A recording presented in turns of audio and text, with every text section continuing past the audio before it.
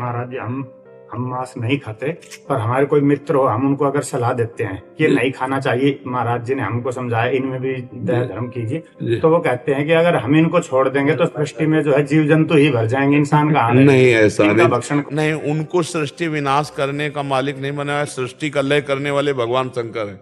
हमारे पास डिपार्टमेंट है, वो डिपार्टमेंट में नहीं। कहते हैं कि आप शाकाहारी लोगों के लिए सब्जी इसीलिए है कि हम मांसाहारी लोग हैं, तो तुम चल रहे हो जैसे सत्य और झूठ, अंधेरा और उजाला, ऐसे ही। तो बढ़िया है, बढ़िया है, तर्क उनका बढ़िया है। तो उनके लिए नरक भी बना है, उनके लिए विपत्ति भी बनी है। और फिर गाड़ी में जलेंगे, पहले आग लगेगी और गेट खुलने वाले जो लॉकर वो पहले नष्ट होगा, क्योंकि कोई खोल ना सके। और फिर चिल्लाते कहा वही है, वो जो मेव मेव कर रहे थे ना, काटा था, जलाया था, ऐसे उल्टा पैर बांध दिए, नीचे आग लगाए हैं। अब भगवान तुम्हें एसी कार में आग लगा करके पधराएंगे, तो ये भी दंड है। तैयार रहो इसके लिए, पक्का तैयार रहो। अगर आप पापाचरण करते हैं तो इसी जन्म में तुमको पता चल जाएगा कि तुम्हारा परिणाम क्या होगा। ऐसा आज तक कोई पापी नहीं देखा कि ऐसे करके गया हो मृत्यु लेख से। रावण जैसे धूल धूसरित हो गए, कंस जैसे, शिशुपाल जैसे काट के फेंक दिए गए, कोई ऐसा नहीं है। ये जो कह रहे हैं ना, बढ़िया, दो प्रकार की खेती होती है, एक दुख की, एक सुख की। आप वो दुख की खेती हो, जब काटने को आएगा तब कहते हे भगवान, 7 लोग इस गाड़ी में जल गए। ये वही जले हैं जो जला जला के खाए थे ना। अब भगवान ने भूंजा उनको, काल भगवान ने। ऐसी गाड़ी में बैठे हैं, फिल्मी गाना चल रहे हैं, गाड़ी रफ्तार से है, आग लग गई। अब कोई आवाज सुन करके भी खोल नहीं सकता, गेट लॉक है, क्योंकि वो तार जल गए। अब जल गए पूरे। एक्सीडेंट हुआ ना, घुसा ऐसे सरिया से, अब तड़प रहे हैं, घंटों में तो निकाले गए, अस्पताल गए। ये क्या है? वो जीवों को तड़पाया है। जो मांडव्य ऋषि भगवान की ऐसे तपस्या कर रहे थे। तितली छोटी बच्चे में जैसे होता ना खिलवाड़, तो 8 वर्ष के थे तो तितली की गुदा में बम्बूल का कांटा डाल के छोड़ दिया था। तो ऐसे तपस्या कर रहे थे। एक राजा के यहाँ से चोरी करके, डकैती करके चोर लोग भागे और इन्हीं के आश्रम में घुस गए। अब इनको तो ध्यान नहीं था, ऐसे तपस्या कर रहे थे। राज कर्मचारी आए, बोले बाबा जी का नाटक करता है और चोरी करवाता, उनको भी बांध ले गए। राजा ने कहा सब इन चोरों को सूली की सजा दे। उस समय सूली की सजा का मतलब भाले जैसा एक खड़ा है, इधर उधर खंबे, और उस खंबे से चढ़ के उसके गुदा द्वार में ऐसे छोड़ दिया जाता है। और वो इतना गया, वो तड़प तड़प के बहुत बुरी तरह की मौत, क्योंकि उससे तुरंत मौत थोड़ी होती।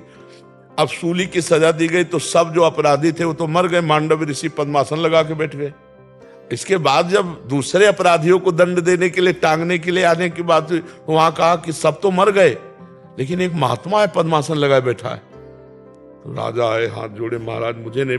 बोले हम तुम्हें दंड नहीं देंगे, हम सीधे यमराज को दंड देंगे, क्योंकि वो न्यायाधीश है ना। हमारी सूली निकला दो। लाख प्रयास किया गया, सूली नहीं निकली, काट दी गई। महाभारत में भगवान व्यास देव जी, अनिमांडव्य ऋषि नाम पड़ा उनका। वो सीधे गए धर्मराज के पास। धर्मराज से कहा महाराज ये कोई न्याय है? मुझे याद नहीं कि मैंने कोई पाप किया इस जन्म में, वो हमारे गुदा में सूली डालकर काट दी गई। उनका नाराज मत होना, आपका ही कर्म है इसी जन्म का। 8 वर्ष की अवस्था में तितली की गुदा में कांटा डाल के बम्बूल का छोड़ दिया, तो तुम्हारी गुदा में सूली कटवानी पड़ी। तो उन्होंने कहा ये तो गलत है, 8 वर्ष के बच्चे को क्या ज्ञान। तो मैं नियम रखता हूं कि 14 वर्ष तक के बच्चे का अपराध नहीं माना जाएगा भागवतिक कानून में। और मैं तुम्हें साफ देता हूं कि तुमने गलत न्याय किया, इसलिए मनुष्य योनि 100 वर्ष तक की प्राप्त करो। तो सीधे धर्मराज विदुर जी के रूप में आए थे, वही धर्मराज है। तो सोचो, इतने बड़े महात्मा के द्वारा की गई गलती माफ नहीं हुई, है ना। तो ये जो बकरा बकरी, मुर्गा मुर्गी, ये तुम सृष्टि के विनाश का हेतु भगवान शंकर को है, पालन का हेतु हरि को है, और रचने का हेतु ब्रह्मा को है। अपने आचरण से चलो यार, नहीं तो नरक बना हुआ है, ऐसी ऐसी समस्याएं बनी हुई हैं कि सब दुख भोगने को मिल जाते हैं, सब दुख भोगने को मिल जाते हैं। कीड़ा पड़ते हैं फिर शरीर में, ऐसा पशु बना दिया जाएगा जहां मनुष्य ना पहुंचने पावे, और कीड़ा पड़ गए, सड़ रहा है, कितने दिनों में तड़प के मारा। ये नरक है सब। इसलिए ऐसे लोगों की बातों पर ध्यान न दो जो ये कहते हैं कि हम संहार के लिए बने हैं। ऐसा नहीं, डिपार्टमेंट नहीं बनाया गया संहार का। हाँ, वो भगवान शंकर के पास है।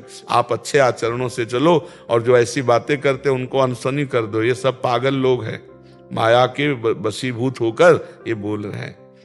भला अपने चुटकी काट के देखो है, और दूसरे के शरीर को आप देखो, चींटी को पीछे अंगुली लगाओ ऐसे देखो, भागती है ना, वो बचना चाहती है। सबको अपने प्राण पे है यार, ऐसा नहीं कर, मतलब बुद्धि भ्रष्ट है तो कुछ भी कर लो, बुद्धि भ्रष्ट है तो फिर क्या है। नहीं, पवित्र बुद्धि ऐसा कभी निर्णय नहीं करेगी कि किसी जीव को कष्ट दिया जाए, नहीं ऐसा। और सब जीव ऐसा थोड़ी बढ़ोतरी हो जाती है। अरे भगवान समेटते जाते हैं सबको। जब विनाश की उनकी लीला होती है, देखो कोरोना चला था ना, पूरे विश्व में लाखों मरे, लाखों मरे, 2 लाख हुआ। यह है विलास का कार्यक्रम। भूकंप आया, प्रदेश का प्रदेश साफ, जल प्रवाह समुद्र से ज्वार भाटा आया, पूरा साफ कर दे। ये भागवतिक है, तुम चिंता मत करो। सफाई विभाग बहुत जोर का है, तुम्हें करना नहीं पड़ेगा। तुम्हारी भी सफाई हो जाएगी, चिंता न करो। बहुत बड़ा विनाशकारी भगवान के बहुत लीलाएं हैं।